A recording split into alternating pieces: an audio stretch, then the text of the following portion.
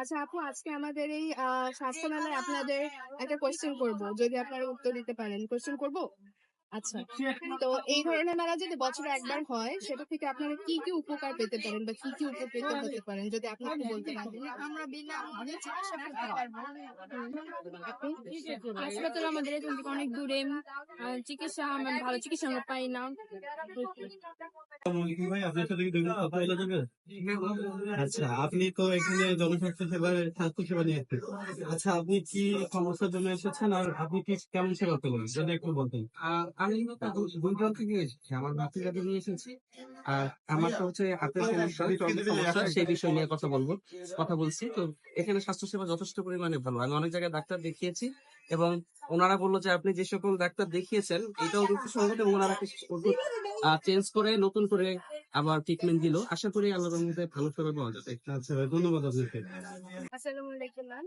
Ma'am, আজকে আপনি চিকিৎসা দিয়েছেন এই হেলথ ক্যাম্পে, আমাদের অনেক রোগীকে বিনামূল্যে চিকিৎসা দিয়েছেন। আপনাকে একটা কোশ্চেন করবো, কোশ্চেন কি করতে পারেন?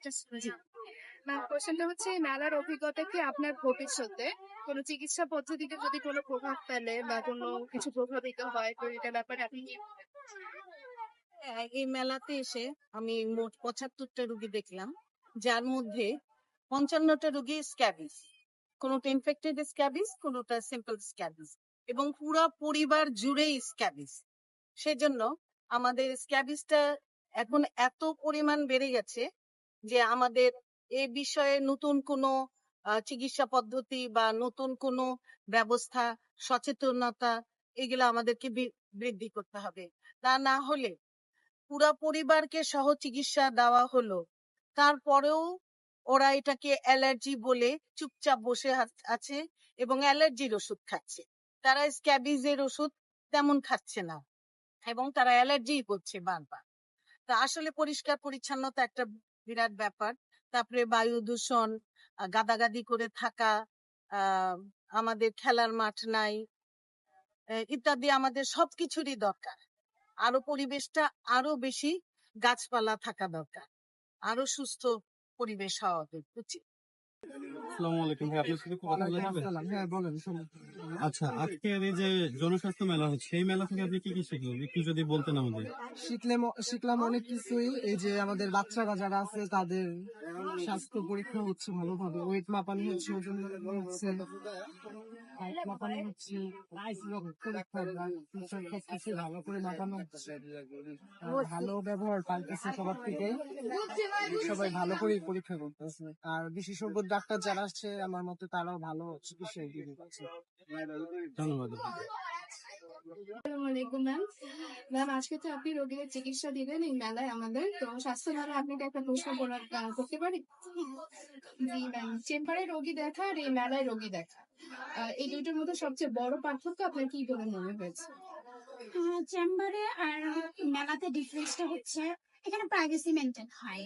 এক্সামিনেশন গুলো, ক্লিনিক্যাল এক্সামিনেশন গুলো আমরা করতে পারি না, হয়তো হিস্ট্রি টেকিং করতে পারি, সেটার উপরে ভিত্তি করে আমরা ইনভেস্টিগেশনটা দিতে পারি। সেটা জন্য কিন্তু ক্লিনিক্যাল এক্সামিনেশনটা করলে সেটা খুব ইম্পর্টেন্ট, যেটা এখানে আসলে পসিবল হচ্ছে না, কারণ আলাদা ফেসিলিটিস প্রাইমারি লেভেলে ডায়াগনোসিস গুলা করা যাচ্ছে, যে তার ক্লিনিক্যাল হিস্ট্রি ডিপেন্ড করে আমরা ট্রিটমেন্ট দিতে পারি। এক্সামিনেশন করাটা কিন্তু ওটা খুব ইম্পর্টেন্ট। গানির জন্য আমি যেহেতু গানি পেশেন্ট দেখছি, গানি পেশেন্টের জন্য ক্লিনিক্যাল এক্সামিনেশন করাটা স্যার, আপনি ডক্টর হিসেবে আছেন,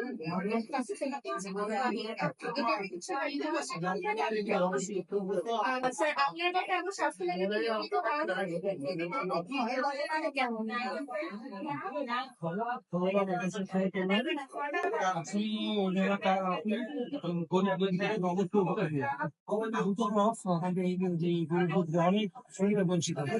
আমরা যদি প্রতি গ্রামে গ্রামে নিয়োজিত প্রতিষ্ঠানকে একটা করে থাকি, সুবিধা করতে, যারা টাকার অভাবে ডাক্তার দেখাতে পারছি না, ফার্মেসি গিয়ে চিকিৎসা নিচ্ছে, তাদের একটা ভালো পরামর্শ আমরা দিচ্ছি।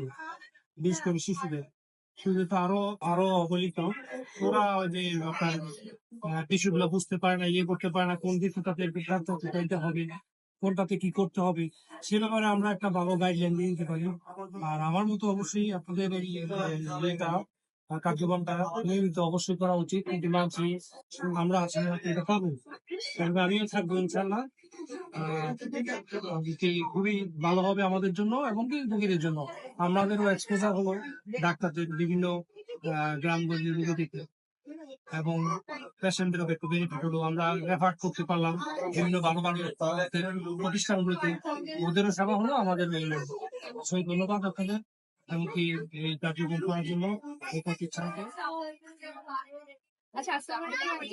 আমি কোয়েশ্চেন করতে আপনি আপনাদের সামগ্রী প্রদান করেন।